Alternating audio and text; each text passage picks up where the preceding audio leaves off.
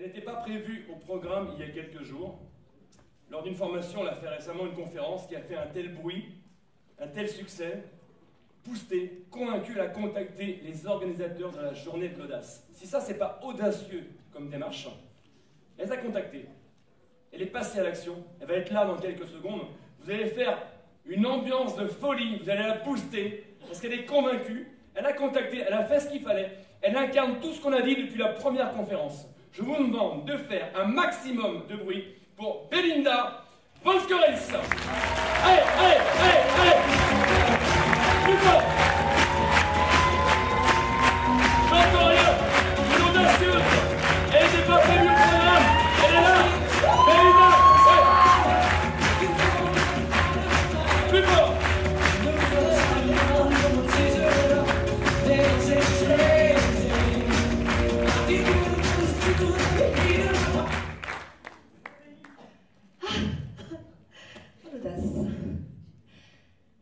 Est-ce que vous êtes déjà arrivé dans votre vie de recevoir un tel coup de pied aux fesses que ça vous a fait bouger?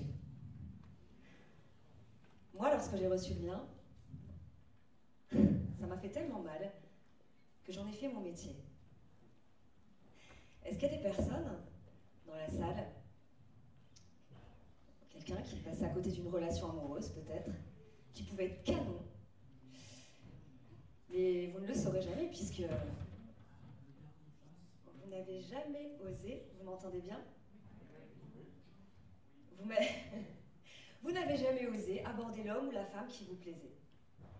Peut-être que pour certaines personnes, il y a des personnes qui sont passées à côté de quelques milliers d'euros parce que vous n'avez pas osé négocier pour votre bien immobilier. Ouais, je sais. Oser, c'est pas toujours évident. Alors moi, mon métier, c'est de donner des coups de pied aux fesses. J'adore donner des coups de pied aux fesses. Regardez-moi bien. Vous voyez quand même que je ressemble à Rambo. Ouais. Si je vous disais qu'un jour dans ma vie, j'ai déjà été garde du corps. Qui dans la salle croit qu'une fois dans ma vie, j'ai été garde du corps? Ah, ils me prennent pour une mytho. Eh ben, je vais vous bluffer. Parce que c'est déjà arrivé. Et lorsque c'est arrivé, j'avais 9 ans. Garde du corps de 2 petites sœurs. Garde du corps de mes 2 petites sœurs parce qu'en fait, on habitait dans une cité. Et autant vous dire que 3 filles dans une cité sans frère, c'est assez tendu quand même. Du coup, j'ai décidé de m'improviser garde du corps, ninjette, et les défendre dans la rue, à l'école, et à la maison aussi. À la maison parce qu'il y avait des crises assez violentes quand même entre mes parents.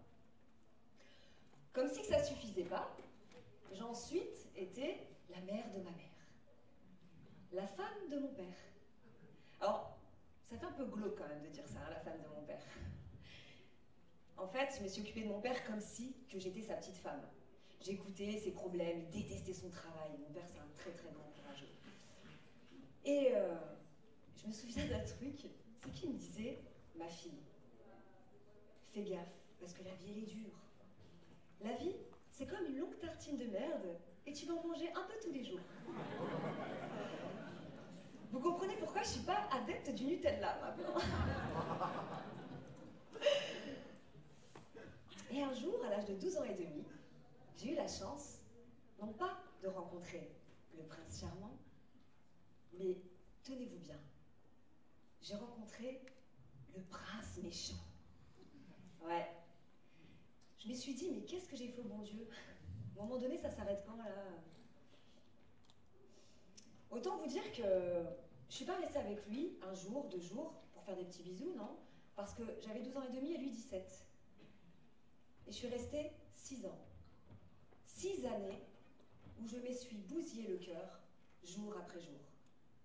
6 années où mon meilleur ami, c'était mon agenda intime. J'écrivais tout dedans. J'écrivais combien je détestais mon mec. J'écrivais combien je détestais mes profs. Pourquoi je détestais mes profs? Parce qu'en réalité, j'attendais tellement mon mec, presque tous les soirs, qu'il vienne me voir pour me faire un petit bisou, jusque des 2-3 heures du matin, que bien évidemment, pour moi, le collège, c'était assez épuisant. Donc j'y allais pas. Et je me souviens de Madame Clavel. On se souvient toujours de ces profs-là, qui nous piétinent. Hein. Elle m'a bien piétiné, celle-là. J'ai bien écrit sur elle, dans mon agenda intime.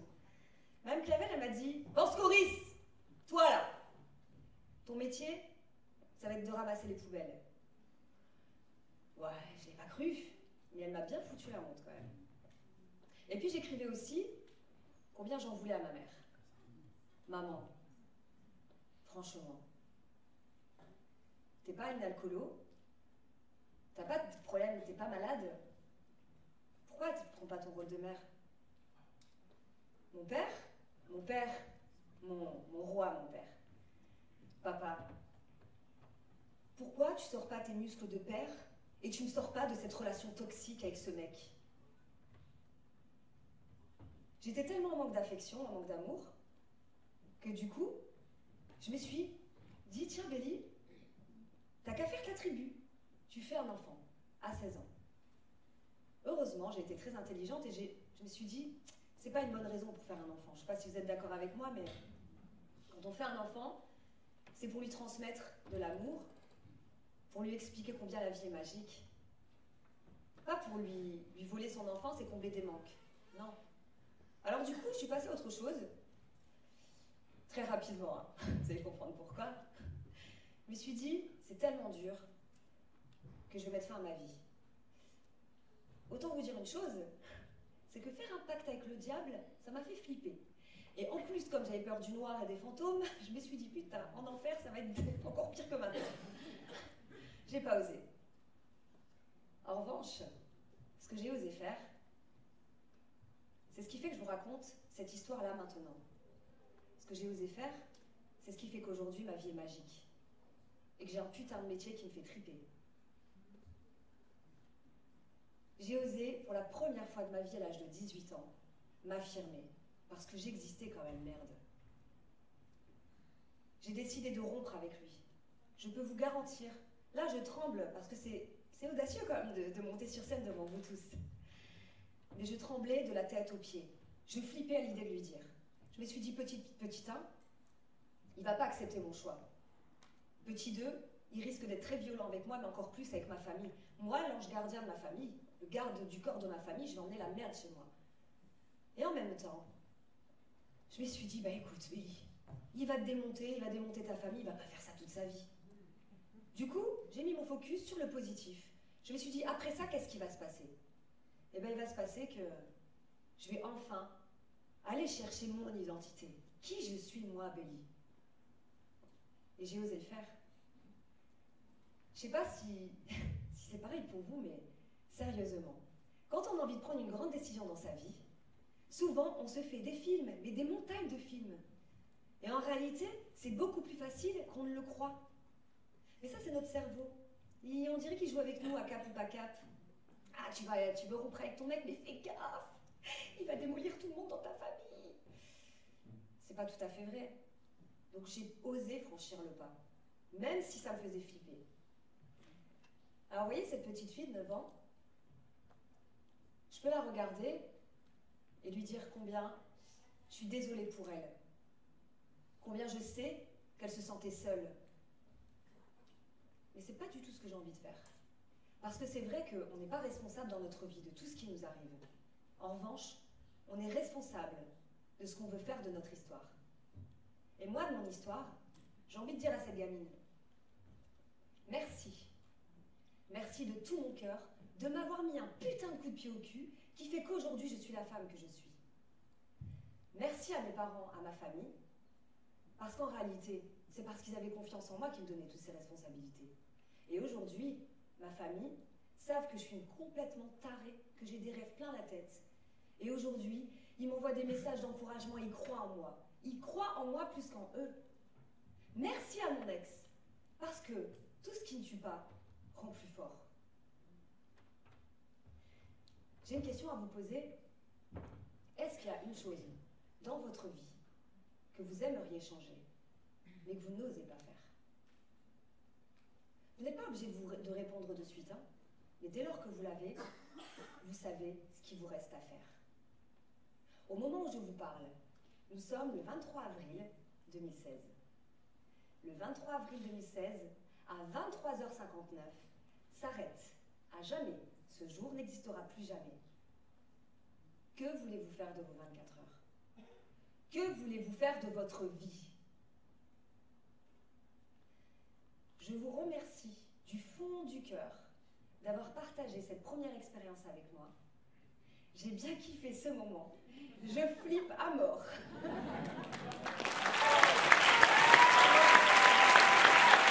Yeah! Chante rien!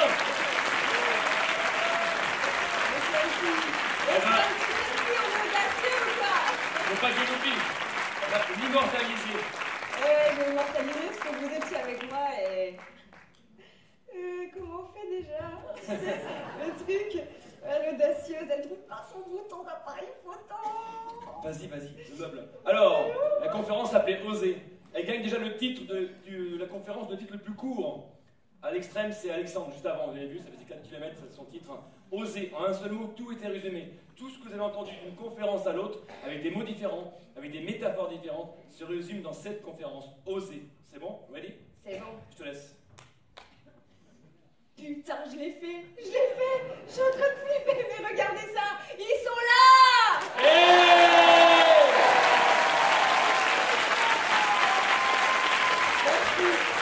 Applaudissements pour Belinda, donneuse de coups de pied aux fesses, c'est ça? J'ai bien suivi? Donneuse de coups